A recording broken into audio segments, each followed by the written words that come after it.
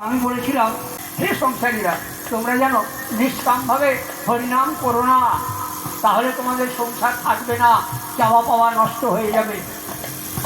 কয়েকজন বাবাজি উঠে মুখ দাঁড়ালেন, বললেন, কি বলছেন বাবা, আপনি সবাইকে হরিনাম করতে বারণ করছেন? আরে না, হরিনাম করতে তো বারণ করিনি, আমি নিষ্কাম হরিনাম করতে বারণ করেছি। সংসারী মানুষ সকাম হরিনাম করবে। কীর্তনের আসরে তোমাদের চোখে জল ফেলে প্রেমের সেই কীর্তনের বদলে কামের পয়সা নিয়ে তাকে বাড়ি যেতে হবে, তবেই তার সংসার চলবে। এতে কোনো দোষ নেই। এটাকে আমরা বলি সকাম কীর্তন বা সকাম হরিনাম। তাই গৌর প্রেমানন্দে একবার হরি হরি বল, হরি বল, হরি বল, হরি বল। নাম কি? যে হরিনামে আপনি বলছেন সব হরণ করে নেবেন তিনি, তার সংসার তার হবে না। আমি বললাম, সেই যে গো, মনে পড়ে না সেই বাচ্চা ছেলেটা যার বাবা বললেন, আমার রাজত্বে তোর হরিনাম করা চলবে না। সে কিন্তু হরিনাম ছাড়তে পারছে না, কারণ অহেতুকি ভক্তি তার নিষ্কাম প্রেমে পরিণত হয়ে গেছে গোবিন্দর সঙ্গে। আর নিষ্কাম প্রেমের জন্যে সে তার মাকেও বলছে, মা আমি তো চাইছি হরিনাম করব না, কিন্তু কে যেন আমার ভিতর থেকে ঠেলে আমাকে জোর করে হরিনাম করিয়ে দিচ্ছে। তার বাবা বললে, তাই নাকি? এই হাতি নিয়ে এসো, আমার ছেলেকে আমি মারবো, আমার রাজ্যে হরিনাম আমি হতে দেবো না। মাহুত পাগলা হাতি নিয়ে এলো, ছেলেটাকে শুইয়ে দেওয়া হলো। হাতি তার বুকের ওপর পা রাখে, মাহুত অঙ্কুশ মেরে যাচ্ছে, হাতির চোখ দিয়ে জল বেরোচ্ছে, হাতি মাথা নাড়ছে, পা কিন্তু ফেলছে না, কারণ ছেলেটাও গাইছে আর হাতিও মাথা নেড়ে নেড়ে তার সঙ্গে সুর মেলাচ্ছে। জয় জয় নারায়ণ নারায়ণ হরি হরি, জয় জয় নারায়ণ নারায়ণ হরি হরি, সবার প্রিয় হরি হরি, হরি হরি, তোমার প্রিয় হরি হরি, হরি হরি, জয় জয় নারায়ণ নারায়ণ হরি হরি, জয় জয় নারায়ণ নারায়ণ হরি হরি। হাতি মাথা নাড়াতে লাগলো। মাহুত বাধ্য হয়ে হাতিকে সরিয়ে নিলে। বাবা বললে, এই ছেলেকে সাপের ঘরে ফেলে দে, আমার যে অন্ধ কুয়ায় সাতখানিক বিষধর সাপ আছে সেইখানে ফেলে দে, দেখি ওর হরিনাম কত দূর চলে। মনে রাখবেন, ছেলে অবাধ্য হলে আমরা কি করি সংসারে? ছেলে মেয়েকে তেজে পুত্তুল করি না?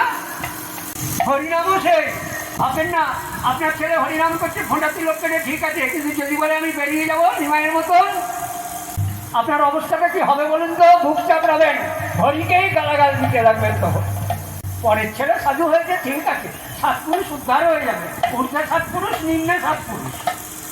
নিজের ছেলে বংশ রক্ষা করতে হবে, মা বাবার সেবা বড় ধর্ম, মা বাবা আদিগুরু। প্রহ্লাদ কিন্তু আদিগুরু মা বাবার কথা শুনছে না, সাপের ঘরে দিয়ে দিল ওকে ফেলে। প্রহ্লাদ আপন মনে গাইতে লাগলো, শ্রীকৃষ্ণ গোবিন্দ হরে মুরারে, হে নাথ নারায়ণ বাসুদেব, শ্রীকৃষ্ণ গোবিন্দ হরে মুরারে, হে নাথ নারায়ণ বাসুদেব। সাপেরাও খানা তুলে তুলে প্রহ্লাদের সঙ্গে গান গাইতে লাগলো। আপনারা নিশ্চয়ই বুঝতে পেরেছেন এতক্ষণ আমি কার কথা বলছিলাম। এবার এতক্ষণে আমি নামটা বললাম। ওর বাবা বললে, যদি তো মরছে না, উপায়? ওর পিসি এসে বললে, দাদা কোনো চিন্তা নেই, আমার একটা মন্ত্র আছে, আমি আগুনে পুড়ব না, তুই কাঠ সাজা, চিকা সাজা, আমি ওকে নিয়ে আগুনে বসছি, আগুন ধরিয়ে দে, ও আগুনে পুড়ে যাবে আর আমি আবার নেমে আসবো। কিন্তু প্রহ্লাদ ওর পিসির নাম হচ্ছে হোলিকা। হোলিকা ব্রহ্মার কাছে তপস্যা করে বর পেয়েছিল, তুমি জগৎ কল্যাণের জন্যে এই মন্ত্র পাঠ করে আগুনের মধ্যে প্রবেশ করলেও তুমি পুড়বে না। কিন্তু হোলিকা জগৎ কল্যাণের জন্য বসেনি, হোলিকা ওর দাদার সমর্থনে ওর রাজ্য থেকে হরিনাম মুছে দেবার জন্য প্রহ্লাদকে কোলে নিয়ে বসলে। আর প্রহ্লাদ গাইতে লাগলো, নারায়ণ ও নারায়ণ, কৃপা করে দাও মোরে প্রভু দর্শন। আগুন দাও দাও করে জ্বলছে আর প্রহ্লাদ গাইছে, নারায়ণ ও নারায়ণ, নারায়ণ হে নারায়ণ, কৃপা করে দাও প্রভু মোরে দর্শন। আগুন দাও দাও করে উঠতে লাগলো, হোলিকা পুড়িয়ে ছারখার হয়ে গেল, আগুন নিভে গেল। প্রহ্লাদ নারায়ণের নামে মগ্ন হয়ে নেমে এলো। এই হলো নিষ্কাম প্রেম। এই নিষ্কাম প্রেম যার অন্তরে জেগেছে, প্রভু তার সবকিছু হরণ করে নিয়েছে, সংসার তাকে বাঁধতে পারবে না। আর হতেই আছে গোবিন্দ যাকে ধরণ করেন, মানে যাকে নিষ্কাম প্রেম দান করেন, তার আগে তার সমস্ত কিছু হরণ করেন। যে করে আমার আশ করি তার সর্বনাশ, তবু যদি করে আশ মেটাই তার অভিলাষ। তাই গৌর প্রেমানন্দে একবার হরি হরি বল, হরি বল।